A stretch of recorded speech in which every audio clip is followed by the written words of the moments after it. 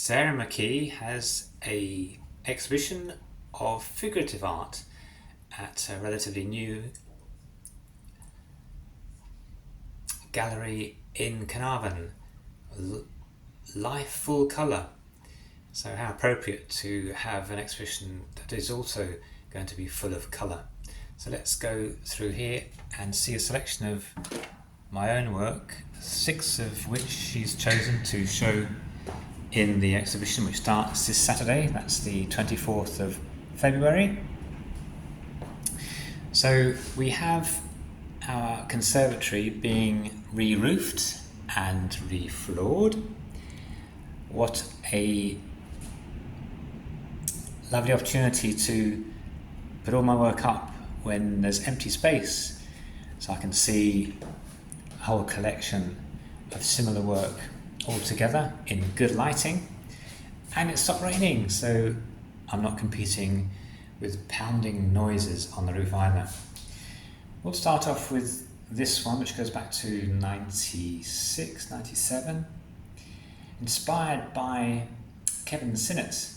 I saw his running away with the hairdresser at the Oriel Mostin and was moved by his scale and exuberance and freedom with paint.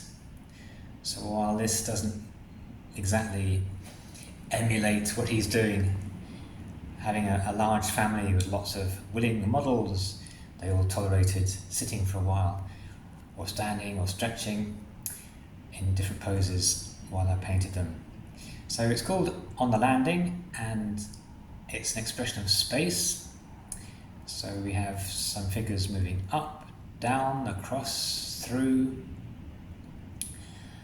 to fill that space as fully as possible, and experimenting with different techniques, both with brush and knife. So we go from expressive brushwork and movement in the paint through to palette knife on Naomi there. She would have been about 10, I guess. And then palette knife for the frosted glass, which seemed to be an effective way of depicting the glass there. Moving on to a similar work in terms of the family being willing models. This is going through the window in the kitchen, so escaping through the window, something that all children will want to do. And I've made it into a semicircle composition, again playing with various techniques and being inspired and influenced by various people. There's definitely Auerbach coming through in the strong gestural movements. Other people come to mind, Vuillard, Bonnard, especially in painting areas like this, for instance. That's definitely Bonnard influenced. A lot of it's unconscious, but they come through anyway. And going down to complete abstraction. Then ambiguity of space, which is definitely Vuillard. He plays visual puns with the viewer, which is really interesting. You get little things that you don't notice initially, like a little dog in the corner, which surprises you when you discover it's there. This young model took the right pose for a Spanish dancer, haughty and proud. So that really did look the part. Then we have one of Asher, so that's Julie's second son.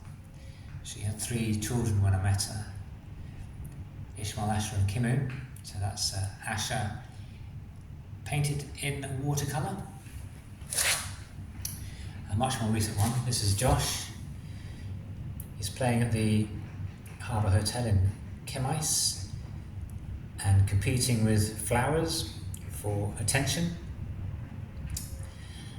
both plants and kind of autumn colours really that work quite well.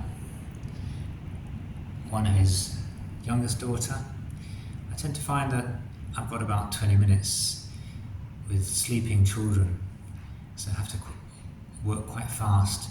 And on colour paper, I love being able to draw light white highlights.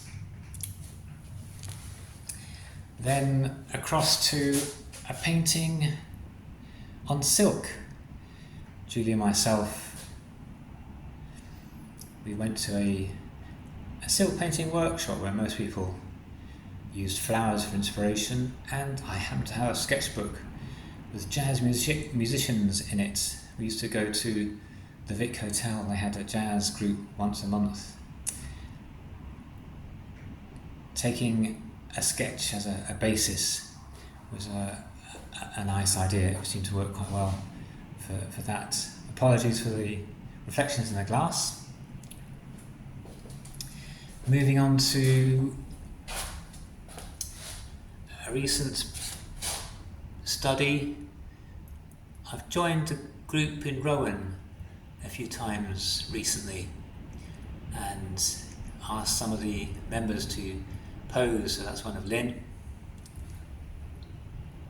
and another member, Helen. I think of Kokoschka with these, and perhaps Max Bettman comes to mind,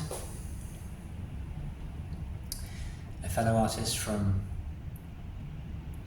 Vieux-Maris.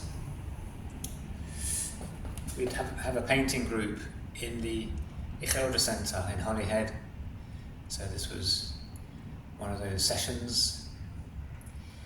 This looks like Kokoschka to me as a influence. I was moved by this photo of the two girls, twins they are, up at Llanberis. And I like the idea of a vertical landscape, which is unusual, and then the contrast between the tightly drawn and painted figures and the more abstract elements within the water, the depiction of the water. A fellow artist, she does some really good, accurate portrait drawing, which is lovely because then she understands what's required of a model. One of Julie, and her knitting is renowned, so good at it that friends think it's been machine made. I love the way the hands are obviously engaged in that kind of work. Limiting colour to a smaller range allows freedom within that limited palette, which I quite enjoy exploring. This is a multimedia piece, charcoal, watercolour, possibly oil pastel as well, I'm not too sure. There's some nice textures going there and allowing the paint to mix and do its own thing. Then we have a small acrylic. There we go. That took about 40 minutes. Acrylic's good because it dries so fast, you can work quickly. Then another of Julie, this time looking rather pensive. I can still see Kokoschka in this one. A friend I used to call on in Pentraeth, he was a bricklayer and a conscientious objector during the Second World War, so he must have been quite a determined character to withstand the kind of opposition he would have faced during those turbulent years. You can see a determination in his face there. A fellow artist who had a show at the Helder Centre many years ago, he worked in relief. This was done in Nottingham, while we both lived there.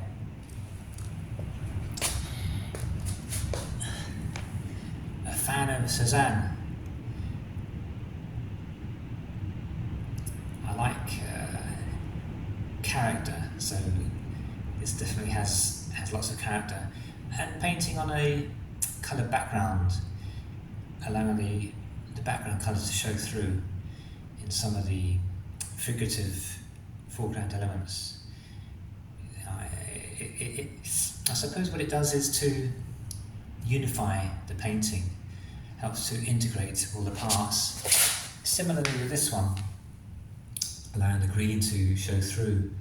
So predominantly it plays tricks with the eye about what's forward and what's back, and it opens up space within the portrait.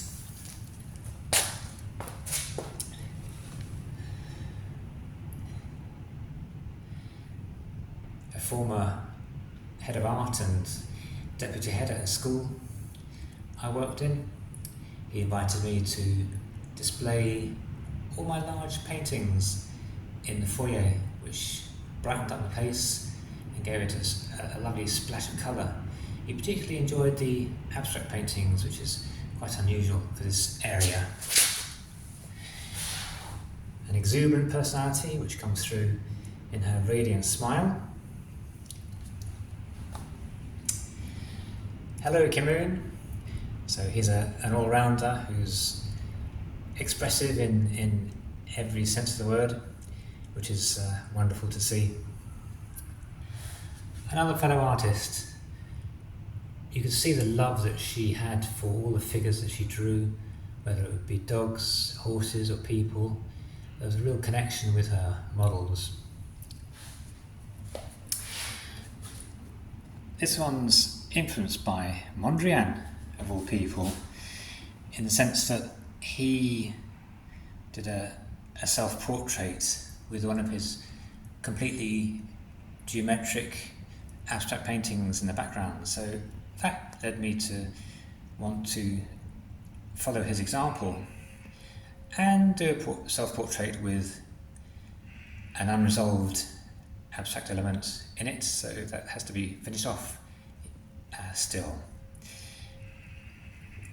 I recently started looking at music videos, and I love the compositions of the characters, the performers. So I started off with a charcoal drawing and shifting the composition around until I was happy with the way they looked, organising the scale, the proportions of the figures, and how close they were to each other, as well as the black and white tonality before embarking on a painted version. Still the same size. I'm not sure yet whether I'll enlarge it. I might do. We'll see. Still on the subject of being inspired by musicians, this is taken from a still of the group Daughter. The play of light was extraordinary. There's rainbow colours on the face. How can you paint a face with completely unrealistic colours and it still looks accurate? Well, if the drawing is spot on, then in fact you can use any colour you like and it will still look good. There was a recent drawing competition that I wanted to enter into, the Oriel Morn. This was moved by that opportunity to show. So an ink drawing of Josh. It was just during the half-term break. He was playing at the White Eagle. We have a break dancer in the foreground, and because it was half-term and there were children, then he decided to have a dance competition, and the break dancer won. I did a small one to begin with, followed by the large version, and thought maybe a more structured background would help. So I made a print, it was a small one. So there's the two together. And whoops, there's some feet there. We don't need feet in the picture. And certainly the structure of the background, certainly it helps, I think. So I think I'll transfer that information onto the large one a bit later on. Then we have one of my dad's carer in ink and oil pastel. So I entered these into the drawing competition, none of which were accepted, so obviously I'm not good enough, but there we go. Perhaps I'll try another time.